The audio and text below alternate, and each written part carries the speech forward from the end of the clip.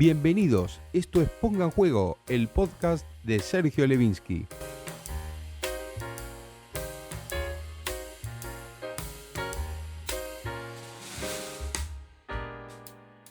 ¿Qué tal? ¿Cómo están? Empezamos esta nueva edición de Ponga en Juego, el podcast, y yo les pido hoy especialmente que se queden hasta el final porque tenemos muchísimas cosas. Tenemos primero el panorama del fútbol europeo con todo lo que están haciendo los argentinos, que es realmente espectacular, pero también tenemos el personaje del día, tenemos al final, que lo que le quiero recomendar, un cuento que les va a gustar muchísimo, así que quédense hoy más que nunca hasta el final de este podcast, ¿sí?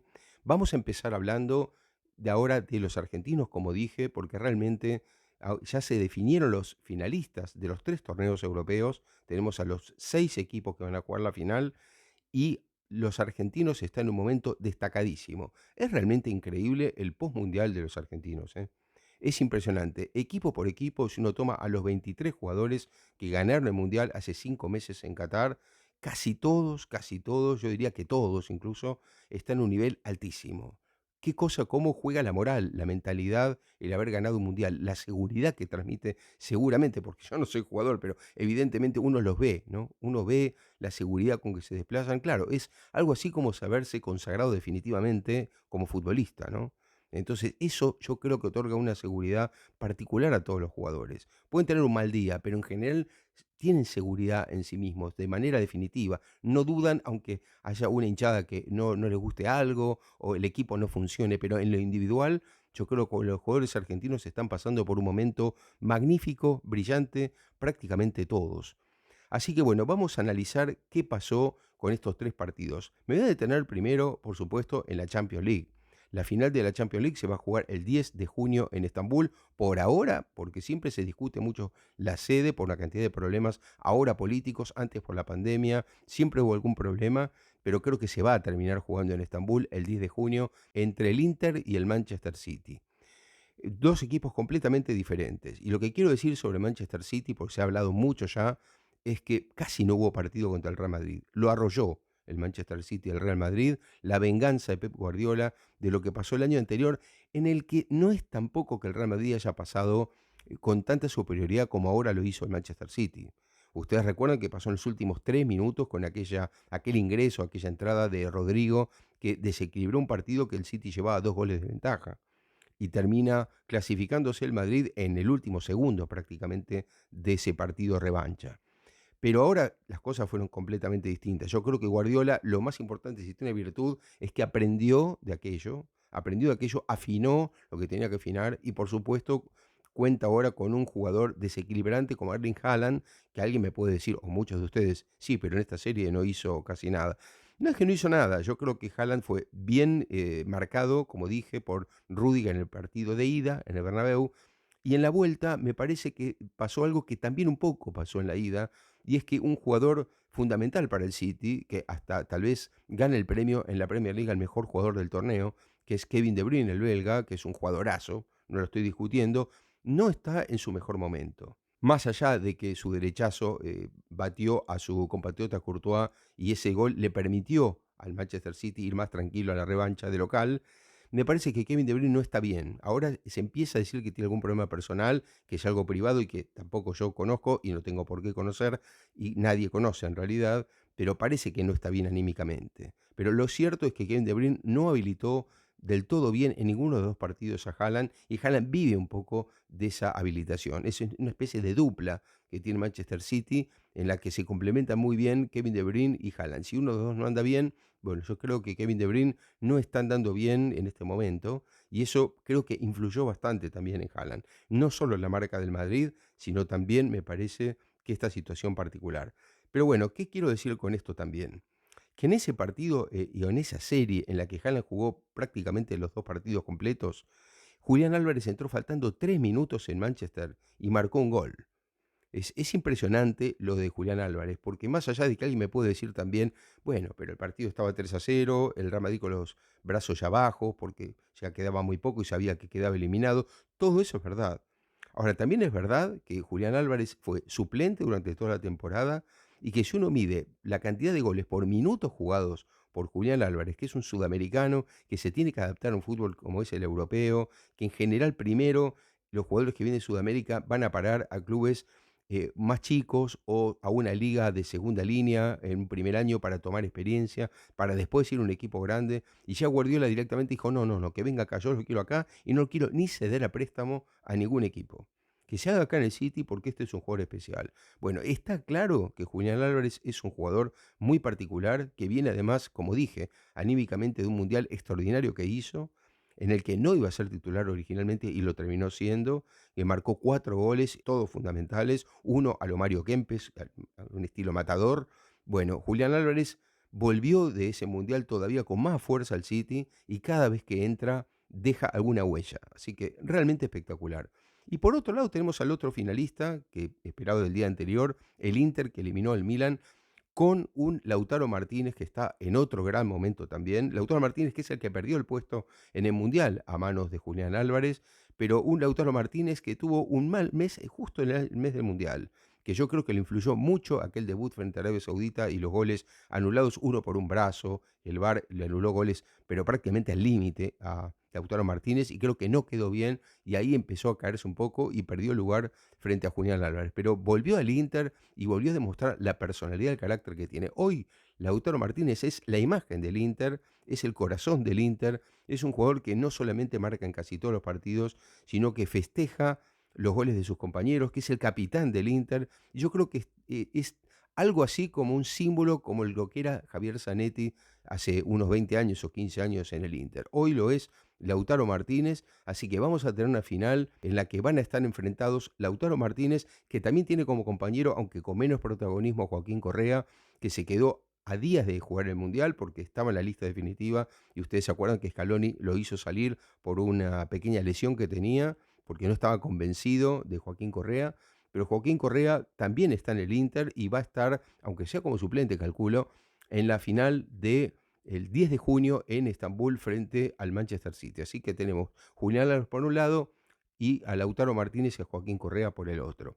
Pero si vamos a la segunda final, por supuesto que es un torneo para mí incomparable con la Champions, que es la Europa League, porque es un torneo de los que salen cuartos, quintos, sextos, depende de qué liga.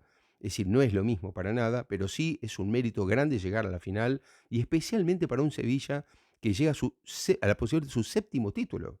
El Sevilla tiene 6 títulos de mezcla de Copa UEFA y Europa League, porque antes se llamaba Copa UEFA, y va por el séptimo para jugar en Budapest nada más y nada menos que contra la Roma. Un Sevilla que cuenta con muchísimos argentinos, algunos de ellos muy importantes, especialmente un equipo que levantó mucho con Mendilibar después de haberla pasado muy mal con Sampaoli en los pocos partidos que dirigió, porque fueron pocos, y antes con Julen Lopetegui. Así que bueno, cambió muchísimo la mentalidad con Mendilibar, está en una nueva final después de eliminar, sufriendo, claro, a una Juventus que tiene a Ángel Di María como uno de los jugadores más importantes. También jugó Paredes y también tiene a un chico, Matías Soulé, que está en el sub-20 argentino. Así que, bueno, como vemos, Juventus también tiene argentinos importantes, pero el Sevilla logra pasar con un gol de Eric Lamela. Eric Lamela es un jugador al que hay que resaltar también, porque Eric Lamela siempre era un proyecto de crack desde muy chico. No por nada el Barcelona lo vino a buscar cuando tenía 12 años de River, cuando estaba en River Plate. Y lo que pasó es que tuvo mucha irregularidad por lesiones, por cantidad de problemas que tuvo en su carrera. Pasó por la Premier League también, Eric Lamela, y ahora está en el Sevilla y marcó un gol en el alargue, el gol decisivo porque habían empatado 1-1 en Italia y estaban 1-1 en el Sánchez Pizjuán. Con este gol en el alargue de Lamela, el Sevilla consigue otra final. En este partido fue expulsado el Huevo Acuña, pero una cuestión muy rara, porque Acuña tenía amarilla y en la última jugada casi del partido había un lateral, hizo tiempo, y ¿saben quién lo hizo echar? Paredes, su compañero del Mundial, compatriota argentino de la Juventus, que le protestó al árbitro porque Acuña no sacaba el lateral, y Acuña se terminó yendo con mucha bronca porque se pierde la final ahora de Budapest, y creo que la bronca iba recargada no tanto a Paredes, porque fue una vivada de Paredes, sino a sus compañeros de Sevilla que no se desmarcaban para sacar el lateral. Bueno, lo cierto es que estamos hablando de un Sevilla que tiene a Montiel, que hizo el penal que le dio el título a Argentina, a Acuña que ya lo mencioné, a Lamela que mencioné, a Papu Gómez que perdió protagonismo y que es un jugador que vino apagado del Mundial, es uno de los pocos que está más apagados después del Mundial ganado por Argentina, y finalmente un jugador que a mí me encanta particularmente y que formó parte de la selección de Scaloni durante los primeros años y después perdió lugar, que es Lucas Ocampos, que también se había caído un poco anímicamente en la temporada anterior, fue prestado al Ajax, volvió al Sevilla y está jugando realmente a un gran nivel otra vez.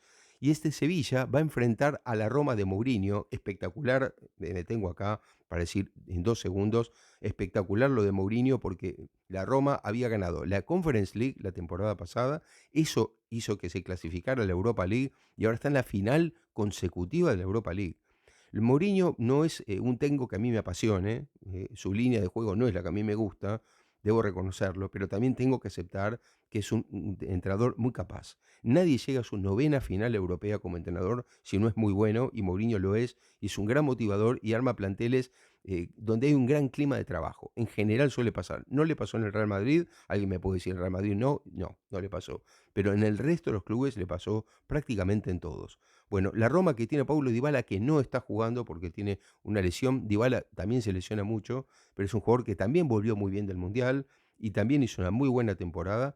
Entonces la Roma va a enfrentar al Sevilla en una grandísima final, más que nada por cómo llegan los dos equipos y qué equipos son, qué tradición tienen, ¿no? Bueno, esa es una gran final, la de Budapest, la del 31 de mayo próximo, estamos a pocos días de esa final. Y otra vez argentinos en las dos finales, todos los que mencioné de un lado por el Sevilla, más Paulo Dybala en la Roma. Y la tercera final va a ser la de Conference League, un torneo para mí ya bastante menor, todavía bastante menor.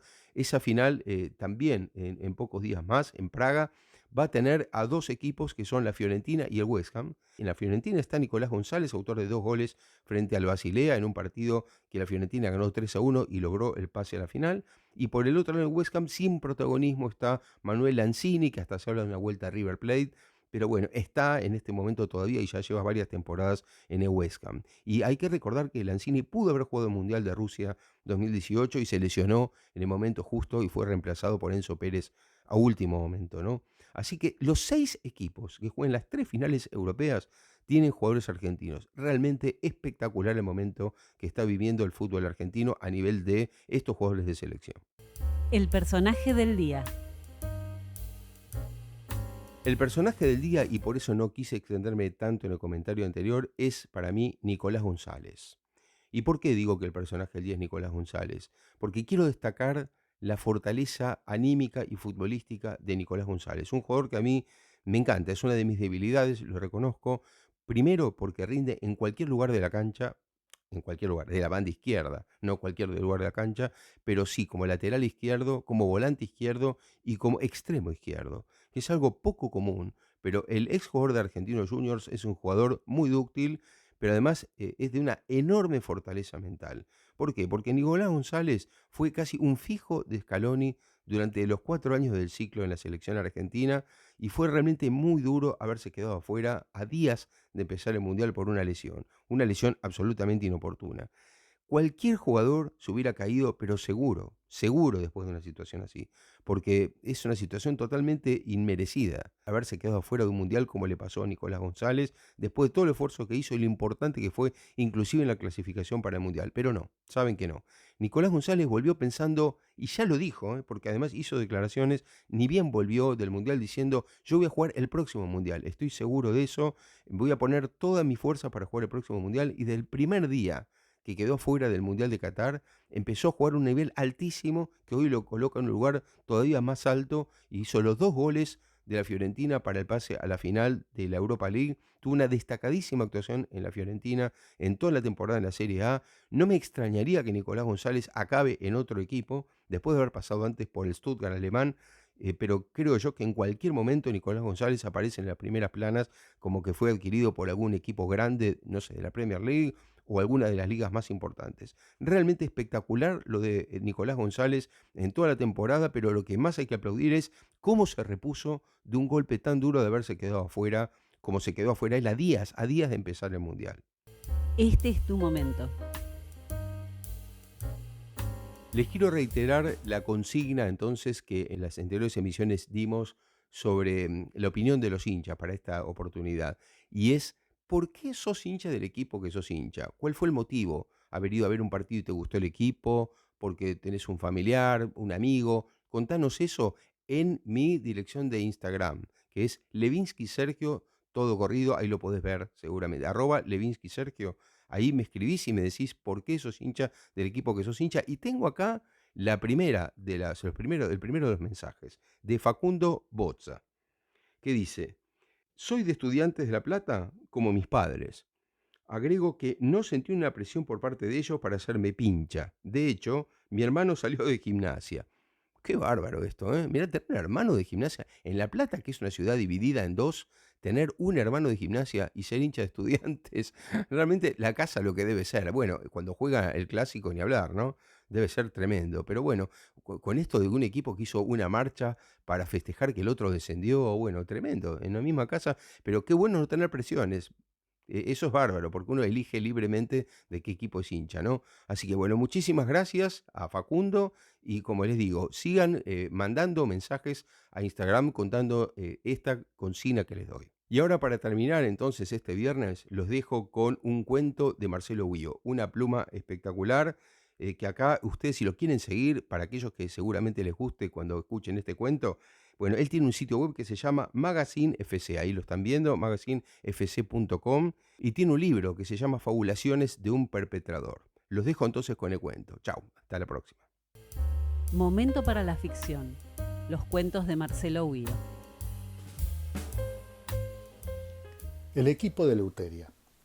Eleuteria Tamborini, viuda de Rice, entró en el campo de juego detrás de los jugadores y delante de sus 81 años, enjuta, el bolso colgado del brazo izquierdo, que también mantenía cerrado sobre el pecho el breve saquito de lana negra. Una brisa crepuscular cruzaba el estadio de noreste a sureste. Saludó al técnico rival con el acostumbrado «Suerte, mijo», y se sentó en el banquillo de suplentes junto a sus dirigidos. Apoyó el bolso en el suelo, entre sus piernas, sacó el tejido y empujó con las piernas menudas el bolso debajo del banco. A su lado estaba Varela, reciente incorporación de Sportivo Alvarado. ¿Va a tejer el partido, doña Eleuteria?, preguntó, entre socarrón, asustado, inseguro, Varela. No sea pavo, Varelita, es una bufanda para mi nieto. Y el partido no se teje, si quiere se compone, delineando ahora un 3-4-3, que puede transformarse luego en un 3-3-4 o en un 4-4-2. Cuestión de coreografía. Usted no se preocupe, ya va a aprender a bailar esta danza. Tenga, borde un poco mientras calienta el banco, respondió con un dejo de piadosa lástima Eleuteria. Eleuteria tejía esa eterna y extravagantemente dilatada bufanda, mientras con el pie marcaba un compás, y con la cabeza seguiría la melodía de 1812 de Tchaikovsky. Y el equipo se plantaba mientras tanto en un osado 2-1-4-3, que apabullaba al rival, mientras la pelota bailoteaba, o quién sabe, quizás eran las piernas y las cinturas de los jugadores las que danzaban, y el gol se transformaba en una inevitabilidad, porque claro, cuando se cantan esas cosas al oído al balón, no hay quien se resista. Entonces Eleuteria tarareaba, o quién sabe, configuraba, prefiguraba, o como ella había dicho, componía. Como sea, canturreaba un balsecito en la cabeza que seguía el vaivén en 4-3-3 del equipo. Y de pronto, pero sin brusquedad, como un movimiento más, una pausa, en la que el rival se desesperaba detrás de un balón en el que ya comenzaba a dejar de creer. Siempre al alcance, tan lleno de promesas, pero imposible de asir. Y a todo esto, el pie derecho de Eleuteria como un metrónomo. Tac, tac, tac, tac. No se me distraiga, Varelita, borde. Pero nací, alma de Dios, con ganas, deseándolo. No lo haga por no contradecir a una vieja.